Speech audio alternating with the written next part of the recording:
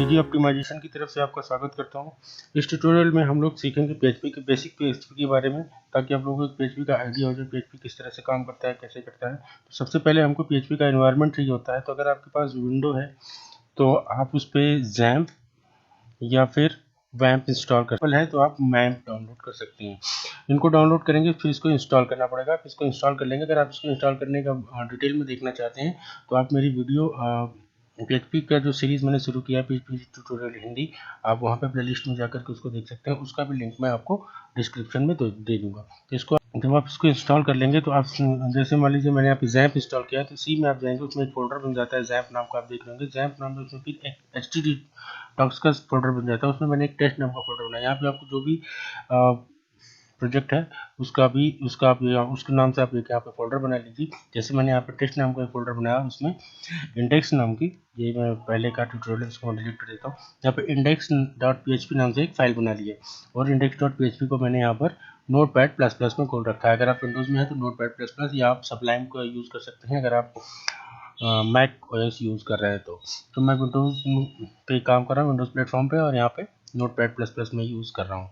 तो आप यहाँ देख सकते हैं। तो इसमें आप देखिए कि इस तरह से हम लोग इसको वहाँ पे सेव कर लिया, और इसको एक्सेस करने के लिए आपको लोकल होस्ट और फिर वो फोल्डर जो आपने यहाँ पे बनाया था htdocs के अंदर, देखिए मैंने ये फोल्डर बनाया था htdocs के अंदर, मैंने ये टेस्ट नाम का फोल्डर बनाया था। तो ये टेस्ट आप यहाँ पर लिखेंगे स्लैश करके, लोकल होस्ट /टेस्ट करके लिखेंगे, तो उस फोल्डर का नाम यहाँ पर आ जाएगा। ठीक है, इस तरह से आप यहाँ पर देख सकते हैं। मैंने यहाँ पे एक बेसिक HTML ले रखा है। इसमें देखिए ये बेसिक HTML है, डॉक टाइप HTML का लैंग्वेज इंग्लिश, हेड टैग लिया हुआ मैंने यहाँ पे, इसमें टाइटल लिया है PHP in 1 वीडियो, और उस पर मैंने एक H3 हेडिंग ली हुई है PHP in 1 वीडियो, इसलिए यहाँ पर PHP in 1 वीडियो दिखा रहा है यहाँ पर। ठीक है, इस तरह से यहाँ पर आ रहा है। अब इसके बाद चलिए शुरू करते हैं PHP में टैग किस तरह से लिखते हैं। PHP में टैग लिखने के लिए, PHP स्टार्ट करने के लिए, PHP का कुछ भी प्रोग्रामिंग करने के लिए या लिखने के लिए, चूँकि स्क्रिप्टिंग लैंग्वेज है तो ये भी टैग यूज़ करती है। तो इसके लिए हमें यहाँ पर लिखना पड़ेगा HTML का ओपनिंग टैग, फिर उसके बाद क्वेश्चन मार्क, उसके बाद हम लिखते हैं यहाँ पर PHP, उसके बाद इसको बंद किया जाता है, तो इसमें भी वही लिखते हैं क्वेश्चन मार्क, और फिर ये HTML का क्लोजिंग टैग। इसके अंदर ही हम लोग सारा PHP का कोड लिखते हैं। यहाँ पर कोई भी कोड अगर हम लिखते हैं तो PHP का कोड लिखते हैं। सबसे पहले हम आइए देखते हैं इको फंक्शन के बारे में। इको फंक्शन अगर आपने सी लैंग्वेज पढ़ा हो या कुछ, तो उसकी तरह से ये प्रिंट की तरह काम करता है। यानी कि आप जो भी इस इको फंक्शन के अंदर लिखेंगे, इस तरह से मान लीजिए यहाँ पे मैंने लिखा हेलो PHP, तो ये इसके बाद इसको यहाँ पे सेमीकोलन लगा करके बंद किया जाता है। सेमीकोलन लगाने का मतलब है कि अब ये लाइन खत्म हो गई है, ये फंक्शन एंड है यहाँ पे। तो जैसे मान लीजिए यहाँ पर मैंने लिखा इको हेलो PHP, तो ये ब्राउज़र में इसको मैंने सेव कर लिया, तो ये ब्राउज़र में हेलो PHP प्रिंट कर देगा। यानी कि अगर आपको कोई भी सेंटेंस प्रिंट कराना है, कोई भी वेरिएबल प्रिंट कराना है, जो भी मैं आगे बताऊंगा कैसे, तो इसको आप इको फंक्शन को आप यूज़ कर सकते हैं। तो आइए देखते हैं यहाँ पर इको फंक्शन को कैसे यहाँ पर कैसे आता है। यहाँ पर ये देखिए, यहाँ पर ये आ गया हेलो PHP, जो कि हमने यहाँ पर इको में यहाँ पर ले रखा था इस तरह से। ठीक है, यहाँ पे आ गया हेलो PHP। अगर यहाँ पे हम कुछ और लिख देते हैं, जैसे मान लीजिए यहाँ पर लिख देते हैं बेसिक PHP in 1 वीडियो। ठीक है, ये अगर मैंने अपने यहाँ पर लिख दिया, तो ये देखिए यहाँ पर इसको मैंने रिफ्रेश किया, यहाँ पे आ गया बेसिक PHP 1 वीडियो। तो इस तरह से आप यहाँ पर इसको इको करा सकते हैं। ठीक है, अब चलिए वेरिएबल क्या होता है। वेरिएबल वो तो एक आप कह सकते हैं वेरिएबल में कोई भी वैल्यू आप स्टोर कर सकते हैं। PHP में जो वेरिएबल लिया जाता है उसके लिए आप डॉलर के साइन का यूज़ करते हैं। उसके बाद वेरिएबल का नाम लिखते हैं, जैसे मैंने यहाँ पे लिख दिया वेरिएबल। ठीक है, आप कुछ भी लिख सकते हैं। यहाँ पे आप माई वेरिएबल लिख लीजिए, या जो भी आप नाम देना चाहते हैं। तो मैंने यहाँ पे ले लिया वेरिएबल। ठीक है, और इसमें जो भी वैल्यू आप लिखेंगे, जो भी आप वैल्यू आप इस वेरिएबल में स्टोर कराना चाहते हैं, वो आप यहाँ पर स्टोर करा सकते हैं। जैसे मैंने लिख दिया बेसिक PHP in 1 वीडियो, वहाँ पर ऊपर लिखा यहाँ वही मैंने स्टोर करा लिया थैंक्स। ठीक है, जैसे मैंने यहाँ पे करा लिया थैंक्स लिख दिया यहाँ पे। ठीक है, ये मैंने यहाँ पे कर दिया, इसको बंद कर दिया। तो ये थैंक्स जो है इस वेरिएबल में आकर के स्टोर हो गया, जो वेरिएबल नाम है यहाँ पे। अब इसको अगर मुझे प्रिंट कराना है, तो यहाँ पर मैं लिखूँगा इसको इको डॉलर वेरिएबल। ठीक है, और सेमीकोलन। तो इस तरह से यहाँ पर प्रिंट हो जाएगा। अब यहाँ देखिए, ध्यान दीजिएगा कि यहाँ पर जब मैंने स्ट्रिंग को प्रिंट कराया था तो उसको डबल कॉलन में लिखा हुआ था, कॉलन कोट्स में लिखा हुआ था, डबल कोट्स में लिखा हुआ था, पर यहाँ पर मैंने कोई कोट्स नहीं लगाए हैं। तो अगर हमको प्रिंट कराना है वेरिएबल को तो इको से, तो हमें वहाँ पे कोट्स लगाने की ज़रूरत नहीं होती है। तो फिर हम इसको यहाँ पर देखिए प्रिंट कराते हैं, देखिए क्या आता है। ये देखिए यहाँ पर आ गया थैंक्स, ठीक है, यहाँ पे आ गया थैंक्स। ये आ गया basic PHP in one video, ये यहाँ पे प्रिंट हो गया और यहाँ पे आ गया ये थैंक्स, ठीक है। अब अगर चलिए मान लीजिए मैं इसको भी एक वेरिएबल में ले लेता हूँ, डॉलर वैर ले लेता हूँ, वेरिएबल 2 कर लेता हूँ, या वेरिएबल 2 कर लिया मैंने यहाँ पर इसको इस तरह से। अब मुझे यहाँ पे इसको प्रिंट कराना है, तो देखिए यहाँ पर प्रिंट कराने के लिए अब मुझे इसको इन दोनों को एक साथ प्रिंट कराना है। तो जैसे मैं यहाँ पे लिख दूँ डॉलर वेरिएबल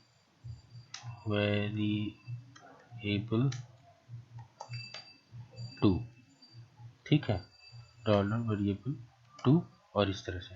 अब देखिए यहाँ पर ये किस तरह से आता है, देखिए यहाँ पे सिंटैक्स एरर दे दिया, can expected dollar variable expecting this और दैट।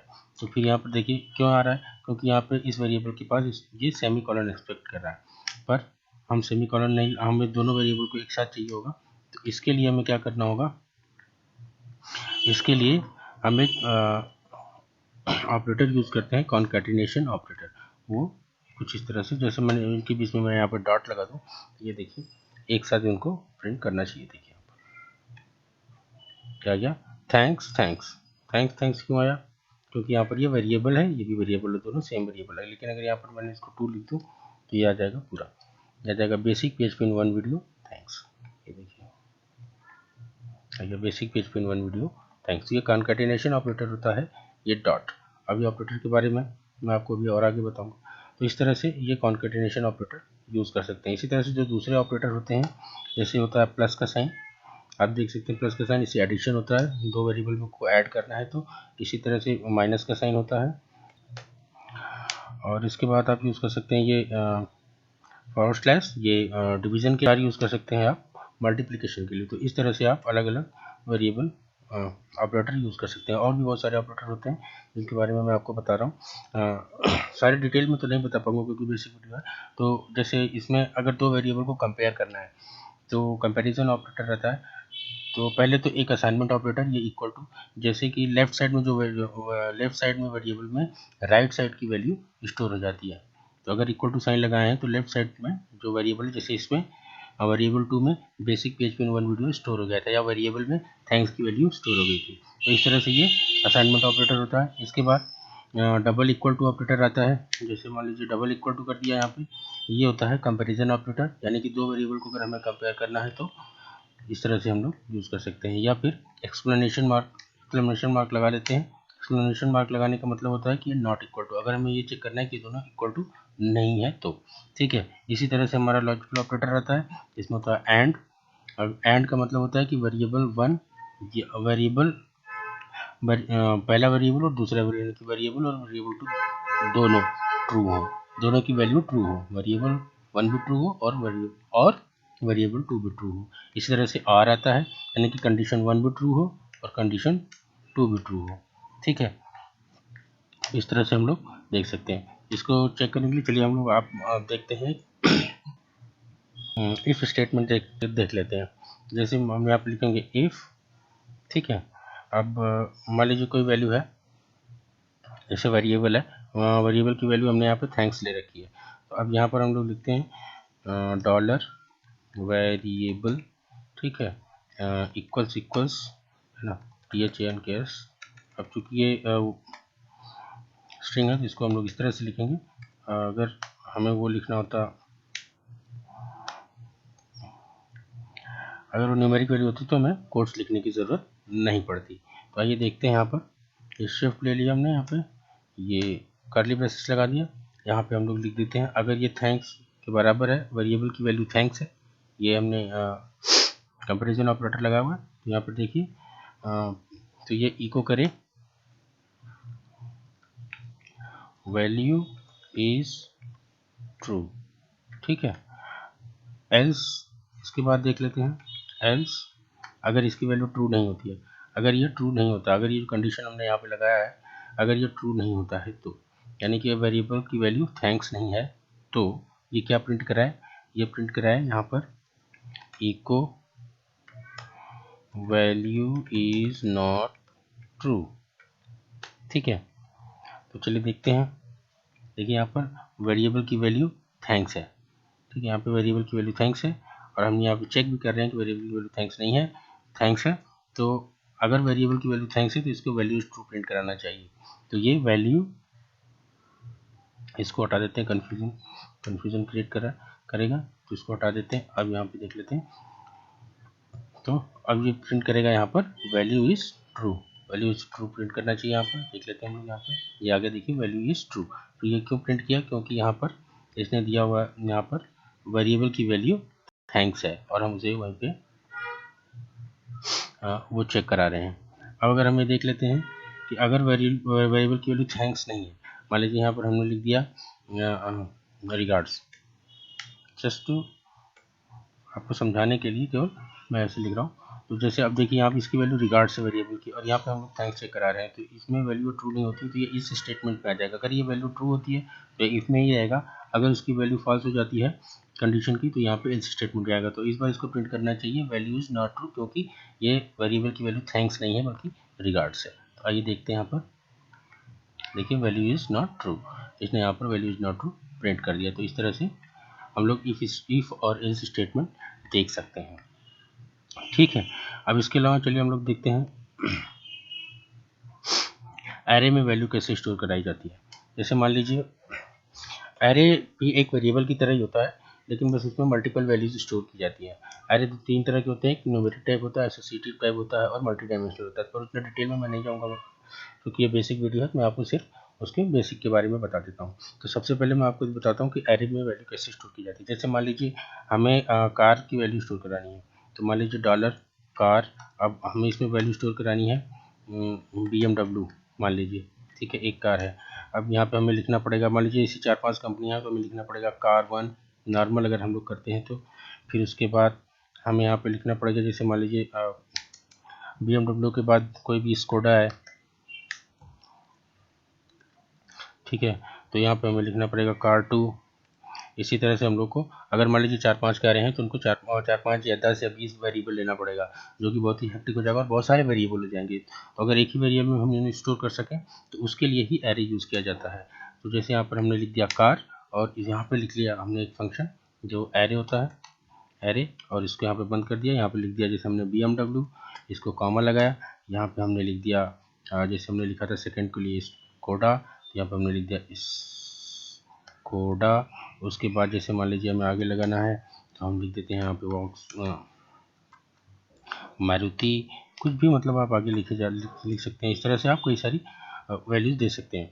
अब इसमें एरे क्या करता है कि इसकी सबकी इंडेक्सिंग कर देता है अपने आप ही। अगर हम लोग कोई इंडेक्स डिफाइन नहीं करते हैं तो हम लोग इंडेक्स भी डिफाइन कर सकते हैं। इंडेक्स डिफाइन करने के लिए यहाँ पर जैसे मान लीजिए इसका इंडेक्स डिफाइन करना है, चलिए मैं आपको बताता हूँ पहले। लेकिन बाय डिफ़ॉल्ट ये क्या करता है कि इनकी इंडेक्सिंग करता है न्यूमेरिक में, तो ये न्यूमेरिक एरे हो जाता है। यहाँ पे जैसे BMW को इंडेक्स करेगा 0 से स्टार्ट करता है, तो BMW का इंडेक्स हो जाएगा 0, स्कोडा का इंडेक्स हो जाएगा 1 और मारुति का इंडेक्स हो जाएगा 2। तो अगर हमें इसको प्रिंट कराना है तो हम लोग इसको प्रिंट कराने के लिए कैसे करेंगे, डॉलर इको डॉलर, अब कार है जैसे, अब इसकी वैल्यू हमें प्रिंट करानी है। तो मान लीजिए हमें स्कोडा प्रिंट कराना है, तो स्कोडा का इंडेक्स 2 है, 1 है, क्योंकि 0 BMW का, स्कोडा का 1। तो यहाँ पर हम लोग इसको लिखेंगे 1, इस तरह से यहाँ पर लिखेंगे 1 और इसको हम लोग प्रिंट कराएंगे। देखिए यहाँ पर स्कोडा प्रिंट करता है कि नहीं, ये देखिए यहाँ पर इसने स्कोडा प्रिंट कर दिया क्योंकि यहाँ पर उसका इंडेक्सिंग 1 है। तो इस तरह से हम लोग इसको यूज़ कर सकते हैं। ठीक है, अब अगर मान लीजिए हम इसका इंडेक्स डिफाइन करना चाहते हैं तो यहाँ पर लिख सकते हैं। जैसे मान लीजिए इसका इंडेक्स डिफाइन करना चाहते हैं, यहाँ पे लिख सकते हैं वाइट। ठीक है, यहाँ पे इसको स्ट्रिंग लिख रहे हैं तो यहाँ पे लिखेंगे इसकी कोट्स के भीतर, यहाँ पे लिखते हैं वाइट और यहाँ पे लिखेंगे इक्वल टू मार्क्स। फिर इस तरह से अब ये वाइट जो है BMW का इंडेक्स हो गया। इसी तरह से हम लोग सबका इंडेक्स बना सकते हैं, सबका इंडेक्स लिख सकते हैं। इंडेक्स डिफरेंट होना चाहिए, सेम इंडेक्स लिखेंगे तो कंफ्यूजन होगा और वो एरर शो करेगा। ठीक है। इस तरह से लिख लिया हमने ब्लैक। इसी तरह से हमने इसका इंडेक्स बना दिया ग्रे, ठीक है। इस तरह से हम लोग इंडेक्सिंग कर सकते हैं। इसको कहते हैं एसोसिएटिव एरे। इस तरह से हम लोगों ने इसको यहाँ पे इंडेक्सिंग कर रखी है। अब देखिए यहाँ पर इसको हमें अगर कार की वैल्यू प्रिंट करानी है, मान लीजिए हमें मारुति प्रिंट कराना है, तो यहाँ पर हम लोग इंडेक्स 1 की जगह अगर 1 लिखेंगे तो ये कहेगा क्योंकि ये 1 इसको यहाँ पर इंडेक्स नहीं है, BMW का इंडेक्स चेंज हो गया, हमने खुद से एसोसिएट कराया इसको इंडेक्स वाइट, ये 1 नहीं है तो इसलिए वहाँ पर 1 वो प्रिंट नहीं करेगा। तो यहाँ पर प्रिंट बोलेगा कि ये जो आपने 1 वहाँ पर डिफाइन किया है, ये ऑफसेट या इंडेक्स मुझे वहाँ पर नहीं मिल रहा है इस वेरिएबल कार में। तो इसलिए क्या करना होगा, यहाँ पर मान लीजिए हमें मारुति प्रिंट कराना तो हम लोग उसका इंडेक्स दे देंगे ग्रे, और ग्रे इंडेक्स देते ही ये देखिए यहाँ पर ये मारुति प्रिंट कर देगा। ये देखिए यहाँ पर इसने मारुति प्रिंट कर दिया, ठीक है। इस तरह से हम लोग यहाँ पर एरे को यूज़ कर सकते हैं। मल्टी डायमेंशनल एरे होता है कि एक ही एरे के अंदर कई एरे हम लोग ले लेते हैं, ठीक है। उसके लिए यहाँ पर इंडेक्सिंग हम लोग जितना भी एरे का लेबल लेते जाते हैं उसके आगे उसके इंडेक्स इस तरह से हम लोग डिफाइन करते चले जाते हैं और उसको वहाँ पर प्रिंट करा लेते हैं। तो इस तरह से हो गया एरे। अब आते हैं लूप पर। लूप देखिए जैसे मान लीजिए कोई भी फंक्शन है या कोई भी कोड है, उसको हमें बार बार एग्जीक्यूट कराना है, तो उसके लिए हम लोग लूप का यूज़ करते हैं। जैसे मान लीजिए यहाँ पर मैं ये इंडेक्सिंग हटा देता हूँ, हालांकि ज़रूरत नहीं है, फिर भी मैं ये इंडेक्सिंग हटा देता हूँ। मैं आपको बताता हूँ। तो जैसे मान लो अब मैं बार बार यहाँ पर हमें लिखना पड़ रहा है इको, ठीक है। अगर मान लीजिए हमें पहले वैल्यू प्रिंट करानी है तो हमें लिखना पड़ेगा इंडेक्स 0, ठीक है। दूसरी प्रिंट करानी है यहाँ पर सॉरी डॉलर कार, है ना, और इसके बाद दूसरा प्रिंट कराना है तो हमें यहाँ पे लिखना पड़ेगा 1, ठीक है। अगर तीसरा प्रिंट कराना है तो 2 लिखना पड़ेगा। इस तरह से अगर 10 है मान लीजिए, 50 है तो हमें 50 बार इस तरह से लिखना पड़ेगा। तो इसके लिए हम लोग एक लूप यूज़ कर सकते हैं जिसको कहते हैं फॉर ईच। हम लोग यहाँ पे यूज़ कर सकते हैं फॉर ईच, और यहाँ पर इसको इस तरह से लिख सकते हैं कि डॉलर कार एज, ठीक है, डॉलर व्हीकल, आप कुछ भी लिख सकते हैं यहाँ पर, ठीक है। इस तरह से लिख लिया यहाँ पर आपने dollar car as dollar vehicle, ठीक है। अब इसको यहाँ पर करते हैं इको डॉलर व्हीकल, ठीक है। और उसके बाद यहाँ पर इस तरह से यहाँ पर इस तरह से लिया, और उसके बाद यहाँ पर इसको यहाँ पर इस तरह से बंद कर दिया। और इको के साथ ही हम लोग यहाँ पर ले लेते हैं, यहाँ पर ब्रेक ले लेता हूँ मैं, कॉन्कैटिनेशन ऑपरेटर लगा करके। ये ब्रेक ये जो है HTML टैग है, आप जानते होंगे। इसको यहाँ पर मैंने इस तरह से ले लिया और व्हीकल। तो अब देखिए यहाँ पर ये किस तरह से आता है। तो देखिए BMW, स्कोडा, मारुति तीनों इसने एक साथ ही प्रिंट कर दिया, क्योंकि ये 3 बार चला, क्योंकि यहाँ पर ये 3 इसके 3 एलिमेंट हैं इस एरे में। तो इस तरह से हम लोग लूप यूज़ कर सकते हैं। इसी तरह से फॉर लूप आता है, for loop, do while loop, while loop. इस तरह से हम लोग उसको अलग अलग कंडीशन के लिए, अलग अलग तरीक़ों के लिए हम यूज़ कर सकते हैं। अगर आपको लूप के बारे में डिटेल में जानना है तो आप मेरी वीडियो PHP इन हिंदी जो डिटेल में मैंने बनाई है, बना रहा हूँ, अभी भी चल भी रहा, तो उसमें आप जा करके आप उसको देख सकते हैं। उसका लिंक मैं डिस्क्रिप्शन में दे दूँगा, ठीक है। तो इस तरह से हम लोग इसको यहाँ पर यूज़ कर सकते हैं। आइए देखते हैं हम लोग फॉर्म कैसे यूज़ कर सकते हैं। जैसे मान लीजिए बेसिक फॉर्म मैं यहाँ पे ले लेता हूँ। यहाँ पे बेसिक फॉर्म लेने के लिए यहाँ पे फॉर्म ले लेते हैं। तो ये लिया हमने फॉर्म, ठीक है। और ये फॉर्म का टैग हमेशा याद रखिएगा, टैग हमेशा बंद कर देना चाहिए, ठीक है। ये हमने यहाँ पर बंद कर दिया इस टैग को, और यहाँ पर ले लिया हमने HTML, नहीं, यहाँ पे हम लोग लेते हैं इनपुट टाइप टेक्स्ट, ठीक है। ये हमने बंद कर दिया। और इसके बाद हम लोग ले लेते हैं इनपुट टाइप, और यहाँ पर ले लेते हैं हम लोग सबमिट, ठीक है। और इस तरह से हम लोग इसको बंद कर देते हैं, ठीक है। और ये हमने बेसिक फॉर्म दिया हुआ है। यहाँ पर देखिए ये आ गया एक टेक्स्ट बॉक्स, और इसके साथ ये आ गया ये सबमिट का बटन। लेकिन अभी हम इस बटन को दबाएंगे तो कुछ भी नहीं होगा। इस बटन को प्रेस करने पर यहाँ पर कुछ होने वाला नहीं है। तो हम यहाँ पे ले लेते हैं फॉर्म में ले लेते हैं एक्शन, ठीक है, एक्शन ले लेते हैं। इसमें एक पेज का पाथ देना पड़ेगा जिस पे जाकर के ये सारी वैल्यू को हम लोग रिट्रीव करेंगे और उसे एग्जीक्यूट करेंगे। तो मान लीजिए मैं ले लेता हूँ यहाँ पर रिजल्ट डॉट PHP। ठीक है, अभी हमने ले लिया रिजल्ट डॉट PHP और ये दो मेथड होते हैं इसको पोस्ट करने के। मेथड उस फॉर्म पे वैल्यूज़ को भेजने के, एक होता है पोस्ट, ठीक है, और एक होता है गेट, दूसरा होता है गेट। गेट यानी GET, यानी कि GET, ये गेट होता है। ठीक है, ये दो वैल्यू होती हैं स्टोर करने के लिए। ठीक है, जैसे अब अगर हम इसको यहाँ पर मैं इस पेज को रिफ्रेश कर देता हूँ और अगर मैं सबमिट करूँगा तो ये जाएगा रिजल्ट डॉट PHP में यहाँ पर। ठीक है, यहाँ पर ये आ जाएगा रिजल्ट डॉट PHP में। तो ये देखिए, लेकिन रिजल्ट डॉट PHP मैंने बनाया नहीं है तो इसलिए यहाँ पर वो शो नहीं कर रहा है। तो मेथड पोस्ट ही यूज़ कर सकते हैं, पोस्ट यूज़ करते हैं फॉर्म के लिए। गेट के लिए जब हम यूज़ करते हैं तो उसकी वैल्यू वहाँ पर शो करती है, पोस्ट में वैल्यू URL में शो नहीं करती है। गेट में जैसे क्वेश्चन मार्क है उसके बाद हम लोग जो भी वैल्यू लेंगे तो वो यहाँ पर उसके आगे इस तरह से यहाँ पे आगे वैल्यू शो होती जाएगी।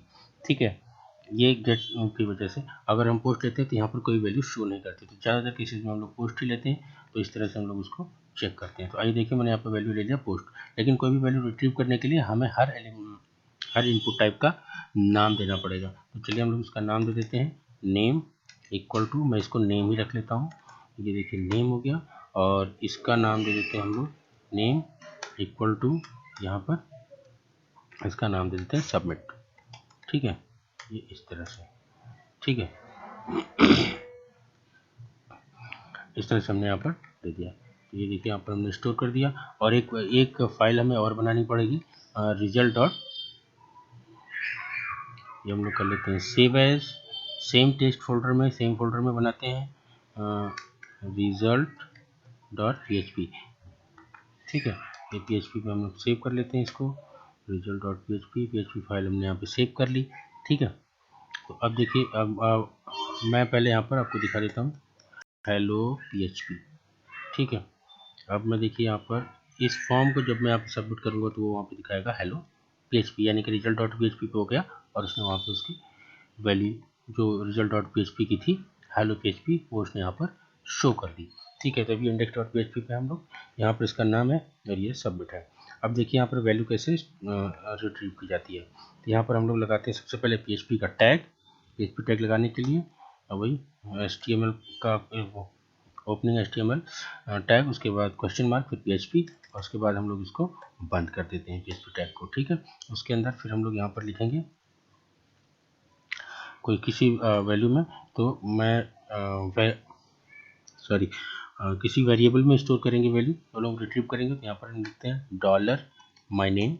ठीक है, उसके बाद यहाँ पर हम लोग असाइनमेंट ऑपरेटर लगाते हैं इक्वल टू, जैसा कि मैंने आपको बताया था। उसके बाद हम लोग यहाँ पर लेते हैं डॉलर, ये वाला नेम लेंगे जो फॉर्म में हमने यहाँ पर लिख रखा है, फॉर्म में ये नेम। अगर यहाँ पर हम लोग कुछ भी लिखते हैं, मान लीजिए यहाँ पर हमने लिख दिया ABC, तो हमें यहाँ पर लिखना पड़ेगा डॉलर ABC। ठीक है,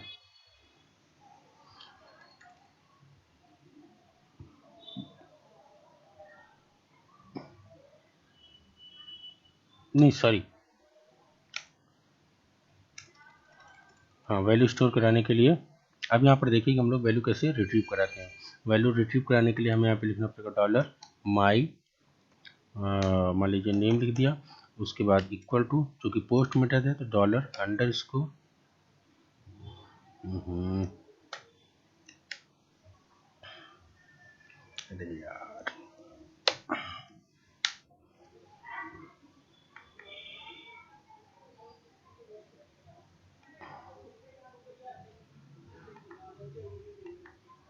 अंडर स्कोर का बटन काम नहीं कर रहा है इसकी।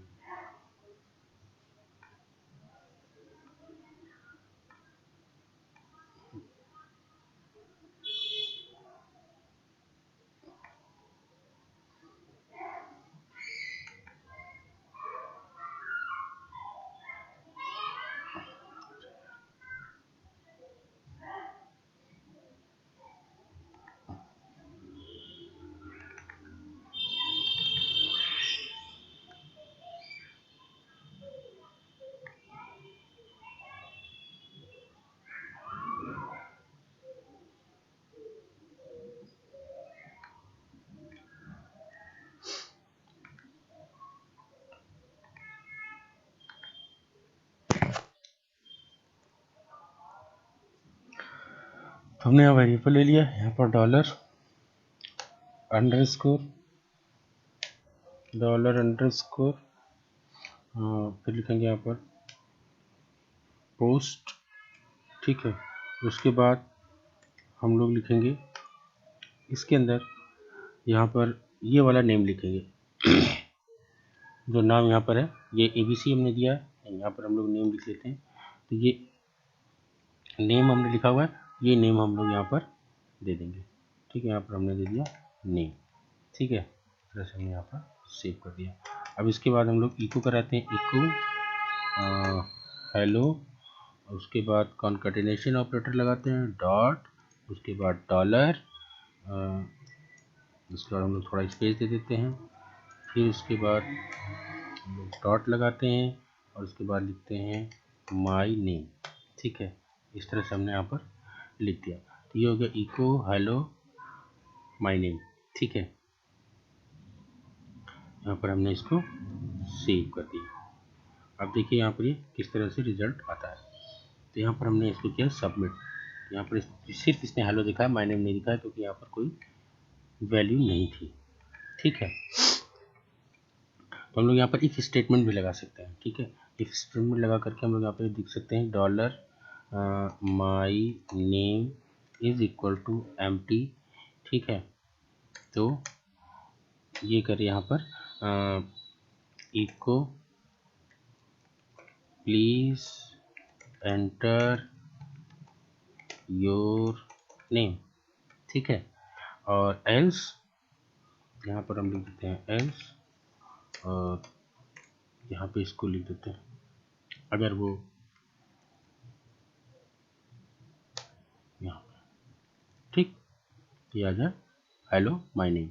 यानी अगर हम यहाँ पर इसको इस तरह से प्रिंट कराते हैं, इसको रिफ्रेश कर लेते हैं पहले, हेलो ये आ रहा है,